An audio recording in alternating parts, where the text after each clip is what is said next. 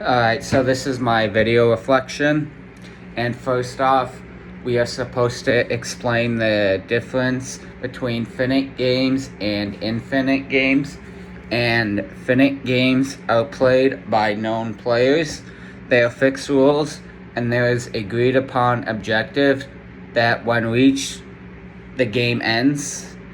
A good example of this would be football, or baseball, or tennis, or pretty much any sport in general. And infinite games are played by known players. There are no exact agreed upon rules. After that, we are asked to give a summary of Chapter 1. And first off, it goes on by explaining the benefits of an infinite mindset. And that is the true value of an organization is measured by the desire others have to contribute to the organization's ability to keep succeeding, not just the time they are there. What this means is that they want someone who is willing to show up to the company and help them succeed every single day, and helping them set them up for the future in the next 5 to 10 years, even if they're not going to be there in 5 to 10 years from now. After that, it goes on by talking about the detriments of a finite mindset. A great example of this is when they end up talking about the Vietnam War and explaining how there was really no clear start date, middle date, or end date. It just kind of, started whenever. No one really actually knows when the Vietnam War started, and no one even really knows when it ended either. And so that's a great example of that. And then later on, it goes on to talk about what it's like to lead with an infinite mindset. And there are going to be 3 factors that go into that. And the first one is we do not get to choose whether a particular game is finite or infinite. The second one is going to be we get to choose whether or not we want to join the game. And then the third and final one is going to be we choose to join the game. We can choose whether we want to play with a finite or finite mindset.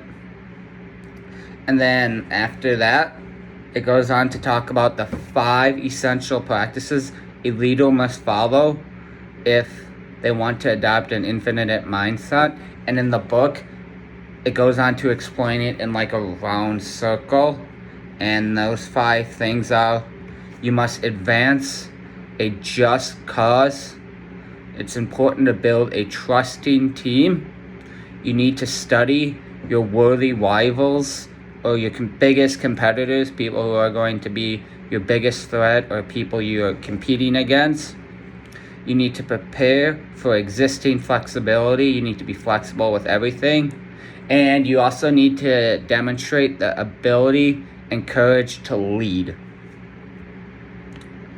After that, you are to provide an example from your life when you had either a finite or infinite mindset in relation to a project, job, or goal. In retrospect, how did the mindset impact the outcome of the project, job, or goal? When I was thinking about this was definitely challenging just because, I've never really thought about this before. But if I had to choose a time where I thought I had this mindset, I would say my senior year of high school, when I was a leader on the tennis team. Our goal was to win conference that year, and it was my job to lead the team to that title because I was the number 1 singles player that year. And I felt like I ended up doing all 5 things that are required. I built a very trusting team. All my teammates trusted me to the point where even today they still probably trust me. I definitely studied my rivals, which was West Bend East. We kind of knew coming into that match what it was going to be like. We kind of knew how good they were, what to expect from everyone. So I was able to give everyone on my team pretty much an in-depth analysis of what we were going to be going up against. That was something I was actually very well known for, is really studying my opponents well. I was also very flexible in everything. If someone wanted to hit afterwards, I'd be willing to stay after to hit with them. If they needed help being taught a certain kind of stroke, or were struggling with a shot and wanted help, I'd help them out. And then I also feel like I did a good job demonstrating the courage to lead, because I feel like I did a good job leading the team, because I mean, we ended up winning conference. So okay, and then after that, we are in chapter 2 now. Identify any current or real organization which you believe has a just cause that you would like to work on, and explain it. This was definitely a more challenging one for me, just because, I don't know, I've only technically been a part of 2 organizations, so I hopefully I got this one right. But I think it's important to understand what a just cause is first, and that is a specific vision of a future state that does not yet exist, a future state so appealing that people are willing to make sacrifices in order to help advance toward that vision. A team that I would like to work with that has a just cause would be probably the Cleveland Browns, I'd say. And there's a few reasons why I picked them to be this organization. For starters, I mean, I've never been a part of their organization, but clearly they are doing something right finally in their organization. Because if we're being honest, they've been terrible for the past, I don't even know, 10 to 15 years now at this point. Heck, probably even longer, 20 years. I mean, they finally made the playoffs this year for the first time in 15, 20 years. So clearly people in that organization are doing the right things, and they have the right people helping their organization. And I think personally, they're going to be a great team going forward for the next 10, 15, 20 years. And so I think they'd be a great organization to work with. After that, the question we are asked, defend why you believe the organization's just cause meets Sinek's 5 standards to be considered a just cause. I think it's important to understand what those 5 causes are first, and that is for something affirmative or optimistic. Number 2, inclusive, open to all those who would like to contribute. Number 3, you are service-oriented for the primary benefit.